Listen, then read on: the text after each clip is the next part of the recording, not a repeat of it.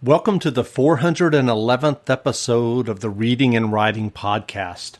Stay tuned for my interview with Smith Henderson and John Marc Smith, co-authors of the novel Make Them Cry. Stay tuned for the interview.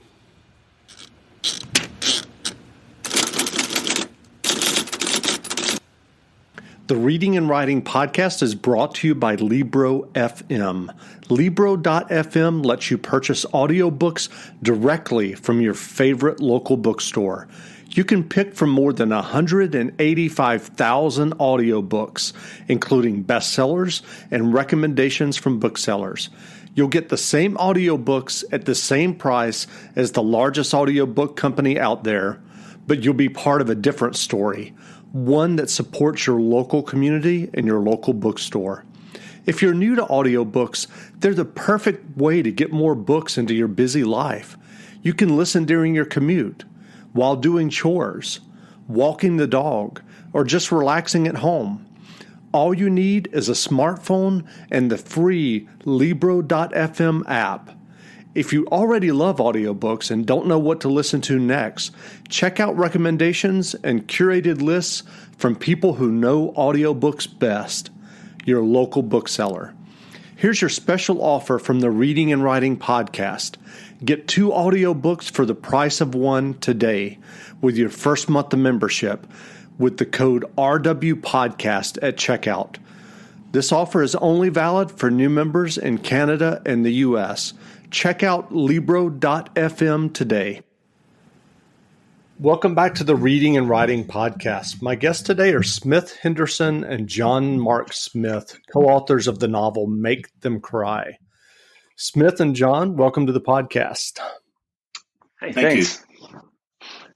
Well, if someone listening hasn't heard about your new novel, Make Them Cry, how would you describe the novel? Oh, man. It's about a drug enforcement agent who has gotten herself into a little bit of trouble at work such that she kind of thinks she's going to lose her job, probably. Her name's Diane Harbaugh. And when Harbaugh gets a mysterious call from someone she encountered years ago who is now a significant lieutenant in a cartel in Mexico, she goes down there to kind of risk everything and see if she can turn around her career and flip this guy. And what she uncovers when she's down there is a larger conspiracy involving the United States and Mexico and forces that she kind of didn't really count on encountering. And it kind of spins out from there. And so do you remember the original idea or impetus that led you to write Make Them Cry? Yeah, it started years and years ago. We wanted to write a screenplay together, actually. And we had this idea for the kind of conceit was like, what if there was a business that sold insurance to like criminal syndicates? And over the years of developing that as a screenplay, profitable business. Yeah, well, you would think there's all sorts of cool complications that ensue from entering into those kind of agreements with criminals. So we thought that was a pretty fertile concept, and I don't know, John Marc, how did it get into the novel shape? Well, we had the idea, and we went through many different iterations of that idea. I don't know how many, but quite a few. And we worked on it for years, and either never really quite cracked it, or it never really quite worked out as a screenplay or as a movie property. And we just decided when Smith sold his first book, 4th of July Creek, I think in 2013, maybe 2013, then we decided that we should take this idea that we had, that we'd been working on as a movie, and make it into a novel. And once we did that, we were able to simplify things and focus. The focus of the story became Diane Harbaugh. Before, it had been another character and sort of the whole organization just in general, but focusing on Diane Harbaugh as the protagonist. And then like the importance, we have 2 other pretty important secondary characters who have POVs in the novel. But once we simplified things down, I think it became, I don't know, I don't want to say easier to write, but more clear, I think. Yeah, that sounds about right. Given that you collaborated, as you said, on screenplays, was the collaboration on writing this novel the same? And I wonder if you could talk about that a little bit. Did you get together face to face to plot it out, and then you chose sections of the book to write, or what was that process like?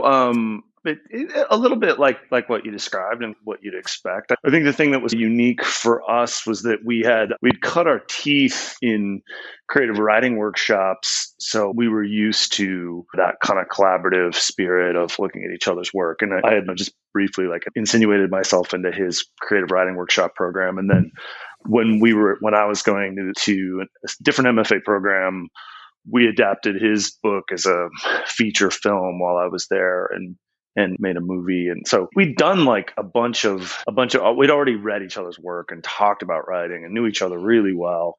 And so by the time we were getting into opening up a Google Doc and saying, okay, I'll take this chapter, why don't you start outlining the one that comes after, we had a pretty good working pattern. So that really, I don't know, maybe John Marc can talk a little bit about because I remember you talking about our approach to prose. I thought you spoke to it better than I do. So one of the things that we wanted to do, one of the main goals is that we wanted the writing to be seamless, so that no one could tell, who wrote what. And in fact, we wanted it to be where neither one of us could tell who wrote what. Almost that through the process of doing it, you even forget the order of what things were done in, and it all just becomes about basically the end result. And so that was our goal. And we achieved it in different ways. So sometimes somebody would start a chapter and write a fair amount of it, and then the other person would go back and revise that. But that didn't happen every single time. There were other times where we would do different things, but mostly we started off by, we basically went through every single beat of the book on the front end. And that changed a lot, as it does. But that's really what we tried to do, was basically come out with a pretty detailed outline of the thing. And then we broke it into chapters and outlined the chapters.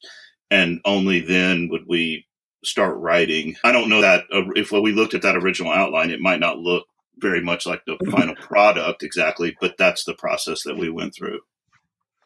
And I think I read in one of the interviews that I was reading prior to this interview that at some point you started over. Yeah. As you laugh. Yeah. It's if with two people, there's distinct advantages, but one of them might not be quickly pivoting away from a mistake. So and the thing was, it wasn't like we made a mistake. We just really had to go through this process. But the way it all played out was uniquely difficult in the sense that, let's say you start writing something and you get a ways into it and you realize, oh, it doesn't start here. Or even feeling like you have to abandon a project, which happens. It sucks and you go, whatever. But there's two of us. And what happened was we'd gone out with a partial of this book and had the outline, and we were all teed up to sell it. And our publisher was like, okay. And I just had this feeling that there was something about something just felt off to me, and I didn't really know why. And I just kept it to myself for a while. And then finally, one day, I just realized, I was like, I think I know what it is. I think that we started too late in the book, and the stuff that when I reread it, it's bothering me is all backstory, all stuff that we're filling in. And I was like, that's a pretty good sign. You want to tell the story that precedes this one. And so I got a hold of John Marc, and I was like, tell me if I'm wrong, but I think we wrote the second book. I think we started on the second book. And so everything is ready to go ahead. And we got back with our publisher and just said, I think we screwed up. I think we wrote the wrong book. And I think they were, okay, go figure it out then. They weren't they're just like, you write what you want. If you don't like what you're turning in, then. So, yeah. They didn't pay us, though. They didn't. It's not like they gave us any money for that wrong book. It was like, no. Come back to us when you have the right book. Yeah. I'm sure they thought we were insane, but do you have the second book teed up and ready to go then? Yeah, it's a lot of it's funny because We're like this morning, I was working on it. Yeah. We've got a bunch of stuff that's different, but it was good to go through the process of develop a lot of, here's the thing, all that stuff that you think is like a mistake, it's all groundwork or background or world building or ballast for the book, the project overall. Nothing's really, the sentences may not be exactly the same sentences, but the work all counts, even though it can be disappointing because you don't feel like you're getting closer to the publication of the thing. You are making the work better, and you are building the project out in ways that it wants to go. You're not 100% in charge. Yeah, I totally agree. I would say that when we realized that we wrote the wrong book, that was a really good example of like how having a writing partner can be a benefit, in that I'm not sure I would have realized that at that point if it were just me. And so I'm really grateful that Smith realized it, although I was not happy about it at the time. It wasn't like the best phone call I've ever received. It was a little bit of a phone call that's, someone died and I need to tell you about this person who died. But it was right. And when you realize that this is the correct thing to do, you have to do it. But I do think the fact that that he was able to see that, I'm really grateful for. Smith is an optimist until he's not. And so I think that was really an example of that working. And it was like, this is serious. We need to deal with this problem. And so we just need to take some more time. And fortunately, it worked out. And really, the process of these things is very weird. It wouldn't be what you would choose, but it worked out. So how did those years writing screenplays impact writing a novel together? Probably the top thing, it would be structure. And because all of screenplays is a technical document that tells people what the shape of the story. It's not the thing. I remember our mentor, Stephen Harrigan, he had a class, the screenwriting class, and he wrote that on the board. It was like, the screenplay is not the thing. You're trying to clearly tell other people what happens and what the story is, so it can't be mistaken. So everybody's pointed in the right direction and doing the thing that needs to be done to tell the story. And so above all, cause and effect and complications need to be really clear, and it's just narrative structure. And so when you're collaborating on a book together, that's pretty important too. Otherwise, we would just be awash in our favorite kinds of language. And so we really have to nail down what we think the story is. I don't know. Can you think of any other things, John Marc? Yeah, I think that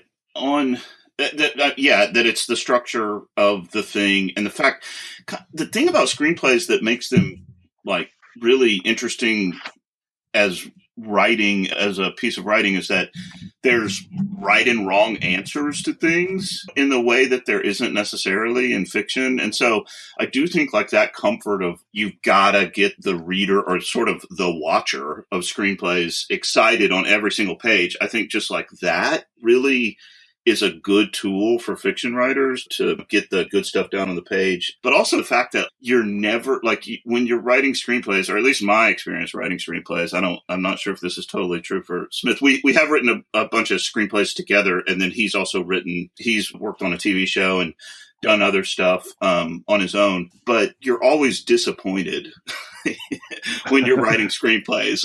It's never like it's going to be exactly what you want. And no one's ever really happy either with screenplays. Everybody always wants you to change something or do something different.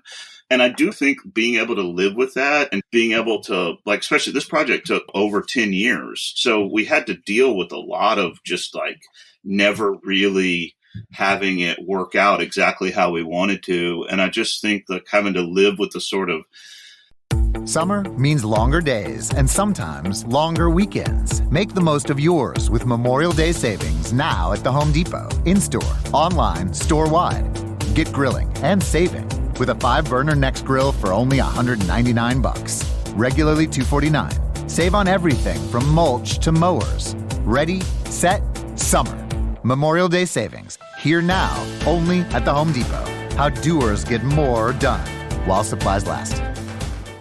disappointment of, oh, we're going to have to wait years after we thought it was done. I think that really that practice of disappointment and writing screenplays helped in this. I would say one thing I'd add to that though too is I don't think we're suffering a lot when we're collaborating in the moment to moment, because it's actually the work is fun. So you have to pay the bills or take care of your family and do all this that stuff that the life stuff, but the sort of fucking around of figuring out what the story is with your friend is really fun. The outcomes can be really disparate and weird, but the day to day is great.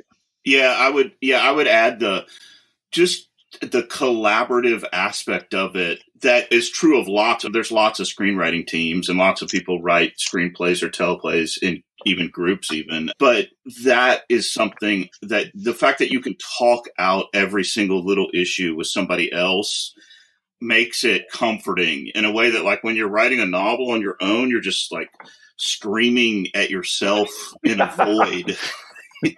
And it can be very like existentially troubling. Like, why am I doing this?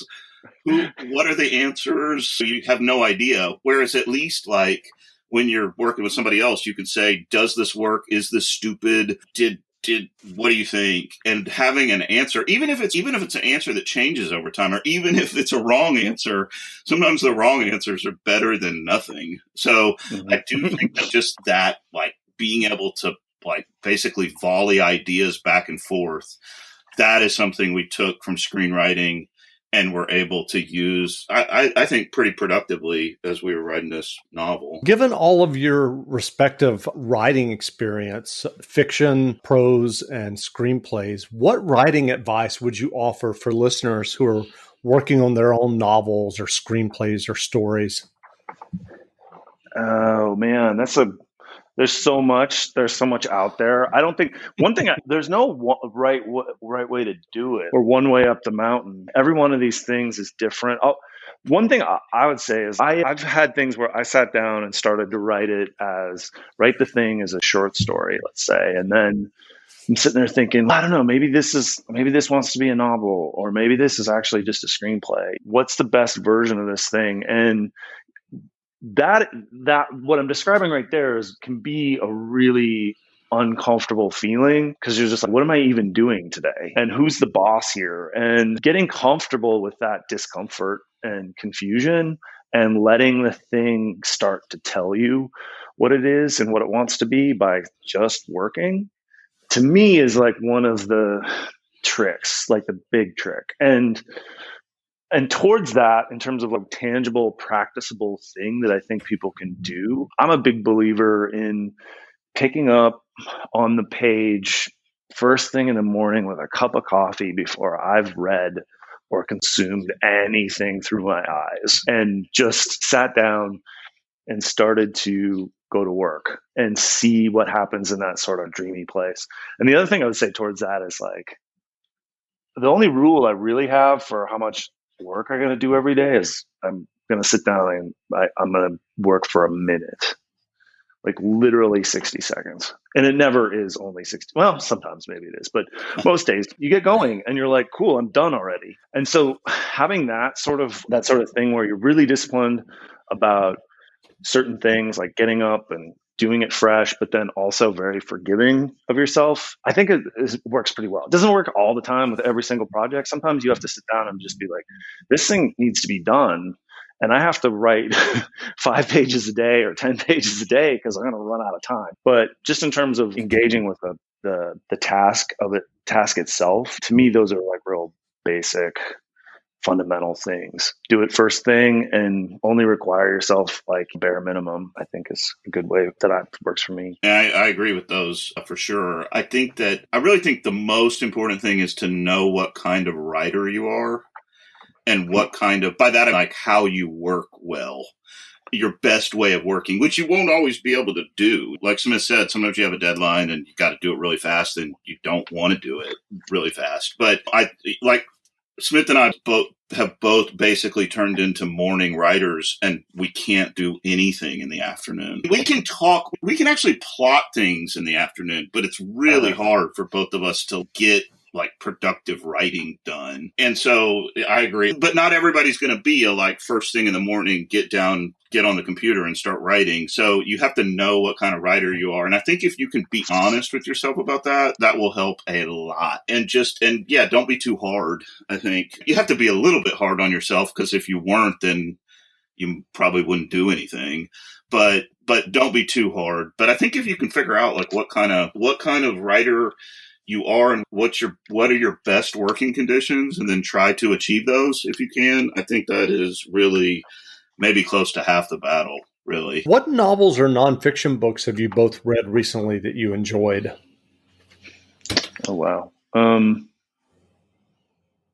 I get lucky where I get sometimes things a little early, and this Texas writer Stacey Swan has this fantastic family drama that she wrote called Olympus that has all sorts of resonances with Greek myth and stuff that is kicking my ass right now. I think it's really great. I'm trying to think what else. Okay, I don't know. Go ahead, John Marc. You probably have a bunch of stuff. Yeah, although sometimes when I get asked this, it totally slips my mind. What it is. I really liked Valeria Luiselli's Lost Children Archive. I read that recently. I thought that was absolutely terrific. I've been reading basically not all, but a lot of Elena Ferrante. I just started her new book that came out, and I really, really liked that. Yeah, Smith and I both love this book by Juan Pablo Villalobos, Down the Rabbit Hole, which is just, I don't even know really how to describe it. It's I don't know. It is Alice in Wonderland. It's like Alice in Wonderland in Cartel Land, basically. I guess Alice in Cartel Land is what it is, and it's just almost if Beckett were writing about cartels, maybe. Yeah. We both are. I really like the Mexican writer Yuri Herrera, who also is a very surrealistic writer, just like Villalobos. It's a really good time, great time, really, for Mexican fiction. Fiction. Yeah. I'm reading Room to Dream. I'm still slowly reading Room to Dream, that David Lynch biographer. It's so cool because he writes a chapter. The biographer writes a chapter here's the facts, here's what happened, and she's a great writer. And then he goes in and writes his own chapter about what happened during that time. So it's such a cool structure, and it's so inspiring actually, because he's just constantly making. This is good. This is a great book for writers to read, because he shows up at the set without being totally sure what the thing is going to be, but absolutely confident that it'll reveal itself. If you get in there and you start painting the sets the color you want them to be, you're going to see something and you're going to be like, oh, that's right. That's what we're doing today. And that he has budgets and producers and actors and all these people depending on him to be inspired, and he is constantly performing that. It's pretty remarkable way of approaching the creative life. I couldn't imagine him. I don't think I could do it. That's super high stakes. But if you can be doing that in your own work, in your own practice, where maybe you don't have a whole bunch of people depending on you to figure something out today, and you allow yourself that freedom to the book's called Room to Dream. I don't know. I think it's all about creating psychic space. So that book's awesome. Yeah, I second that. It's a terrific book. Great. Where can people find you online if they want to learn more about you and your novel, Make Them Cry? I mean, I on Smith, what is it, Dash Henderson? I think there's a company called Smith Henderson that makes widgets in the UK, or business solutions or something. Yeah, smith-henderson.com. Got all my, that's where I post any things that we've worked on in the last few weeks. We've had the awesome opportunity to start to write things about writing together. And so I've been sharing those there. It's been really fun. Yeah, I'm on Twitter, John Marc Smith.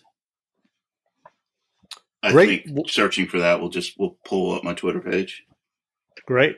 Well, again, we've been speaking with Smith Henderson and John Marc Smith, co-authors of the new novel, Make Them Cry.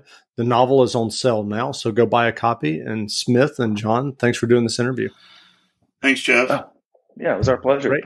Now, stay tuned for a brief excerpt from the audiobook of Make Them Cry by Smith Henderson and John Marc Smith. Performed by Sophie Amos. Published by Harper Audio and available wherever audiobooks are sold. Each breath was like ice water falling on hot coals in her throat, cold Michigan air turning to steam. But Diane Harbaugh didn't stop or slow down. She craved the pain. It was the entire point. The burn toughens you, Hardball, she told herself. She grimaced at a grin, remembering the nickname. She had been Diane Hardball as far back as middle school. The track coach called her that. So did the crosstown rivals in high school, the debate team, even her cohort 1Ls at UCLA Law. She liked it. Run, Hardball, run. She pushed on through the grimy snow in the bottoms and frozen marshes. By spring, the flies and mosquitoes would hatch in the millions from these Upper Peninsula bogs. But now the ice crunched under the pressure of her snowshoes like a saltine. Someone else might have pictured the crust as some sweet confection, a frosting or a sugar cookie. But to Harbaugh, it was salt, a savory. She didn't go for desserts, not really, not even chocolate. Why did men assume women loved chocolate so damn much? We don't, not all of us, not the strong ones. We like to feel the flume of our lungs, too. We like to run up against something. We like good cold air, a good hurt, the tang of salt. She'd been using herself up like this the whole time at the cabin. It was just her and Bronwyn. A true vacation, days of nothing on the schedule. She burst with every step. She couldn't get enough exercise, enough life. The sweat that soaked her thermals, the pride in the pushing through, the pain that made you recede within, and then you almost didn't notice the world out there until this tingling in her spine, a creepy inkling of being observed. Her legs wobbled at this new distraction, and for the first time in an hour, she slowed and clunked to a stop. She couldn't hear over her breathing, or her heartbeat. Her vision wavered as she scanned the tree line. Why would someone be out here in this country? Who'd she expect to step out of these woods? Some dude out on patrol? Someone she mandatory minimumed years ago? Dufresne. This time, it was Dufresne. Not the close-cropped GS-14 in charge of Southwest Task Force of the Los Angeles Division, but the bearded longhair he was before. The Dufresne who used to emerge from the shadows outside her Sacramento apartment, who'd come at all hours, whenever he needed a Sacramento County DA willing to file an indictment that the feds wouldn't touch. He'd tap on his horn as she passed. Hey, hardball. When she finally got into Quantico and learned to put her head on a swivel, she always saw him on the bad guy paper targets. That Dufresne. Not that he was a bad guy. Dufresne was a very good guy. Her mentor. She adored him. She just expected him. Even there, somewhere in the woods. She looked at her watch. 3 hours she'd been out. Her legs shook. Cold or exhaustion, she couldn't tell and didn't care. Spirit strong, flesh weak. This is the Upper Peninsula, after all. A white wilderness every which way, the odd contrail against the blue. She eyed the timber one more time. The steady thud of her heartbeat emptied out her ears, and she could hear the faint roar of a distant snowmobile. Run, hardball.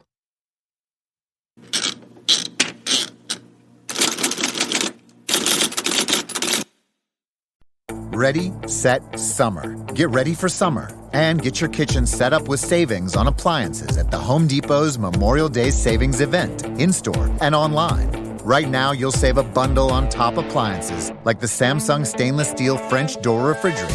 So kick your summer off strong with a kitchen upgrade during the Memorial Day Savings Event at the Home Depot. How doers get more done. U.S. only while supplies last. Free delivery on purchases of $396 or more. Valid through June 9th.